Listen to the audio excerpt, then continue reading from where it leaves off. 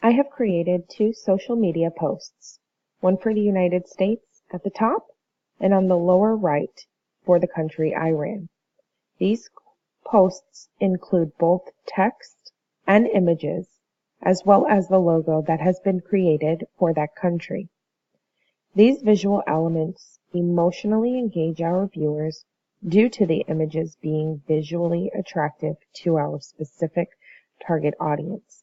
Once again, I have utilized the logo specific to each country, as well as a visually attractive, happily perceived image of Americans for the American social media post and Iranians for the Iranian social media post. Both of these social media posts have been created to reduce and eliminate racial prejudice in both countries.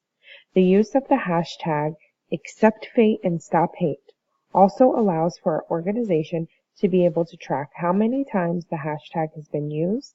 Social media will also be able to track how many times the posts were shared in each country.